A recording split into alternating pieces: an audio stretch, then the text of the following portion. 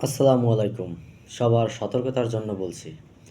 মানুষ কিভাবে স্বাস্থ্য ঠিক রাখবে বুঝতে পারছি না।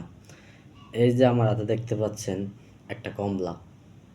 অনেকগুলো ছিল। এটা পরীক্ষা করার জন্য রেখে দিয়েছি। আজকে প্রায় 10 দিন যাবৎ এটা আমার কাছে আছে।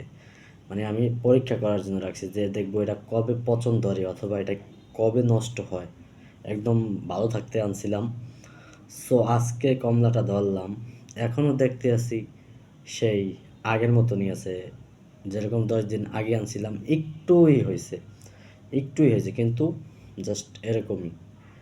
তার মানে বোঝা যায় যে এটার ভিতরে কতটুকু পরিমাণ, ভিতরে তো না এটার উপরে, কতটুকু পরিমাণ কীটনাশক বিষ মিশানো হচ্ছে এটাকে ভালো রাখার জন্য এবং আমাদের স্বাস্থ্যকে নষ্ট করার জন্য। সো এখনও আমরা কিন্তু অবশ্যই যারা রুগ্ন ব্যক্তি, অসুস্থ বা বলেন তাদেরকে দেখতে যাওয়ার জন্য আমরা কিন্তু সবসময় ফল ইউজ করি। আগে আমরা প্রাণ জুস খেতাম, আরও বিভিন্ন জুস খেতাম, কিন্তু এই জুসগুলো দেখতেছি খুবই 2 নম্বর এবং কমর দিয়ে বানায় এবং সেকারিন দিয়ে বানায় এবং এই জুস মানে বিভিন্ন সুগার জাতীয় জিনিসগুলো দিয়ে বানায়। তার আসলে শরীরে কার্যক্ষমতা খুব ভালো রাখে না, নষ্টই করে দেয়। সো এখন সবচেয়ে নিরাপদ আমরা এই ফলকে ইউজ করি অসুস্থ ব্যক্তিকে দেখতে যাওয়ার জন্য এবং অসুস্থ ব্যক্তিকে খাওয়ানোর জন্য। কিন্তু এই ফলে যখন বিষ মিশানো হয় তাহলে আমরা কোথায় যাব? আমাদের আস্থার জায়গা একটা ছিল, যে কেউ অসুস্থ হলে তাকে ফল খাইতে বলতাম, যে ফল খেলে শরীরের রক্ত সরঞ্জাম ভালো থাকে এবং বিভিন্ন রক্ত জায়গায় উৎপন্ন হয়, বিভিন্ন কিছু। আমরা তো ডাক্তার না, ডাক্তারে যেভাবে বলে। কিন্তু যখন এই ফলের ভিতরে আপনার ঝামেলা থাকবে তখন কি করব?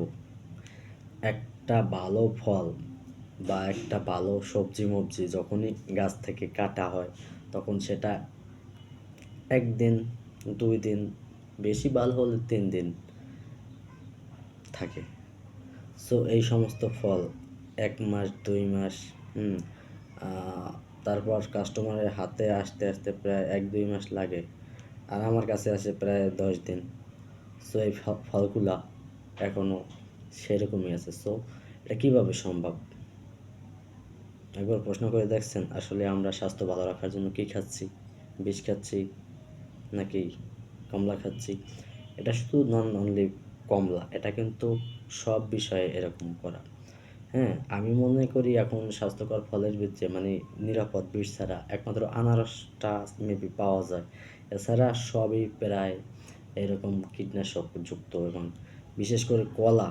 কলা তো মনে করেন আটিও হয় নাই কিন্তু পাইকে গেছে। এগুলো আসলে কি আর বলবো, বাংলাদেশ যে কোন লেভেলে গেছে দেখেন না।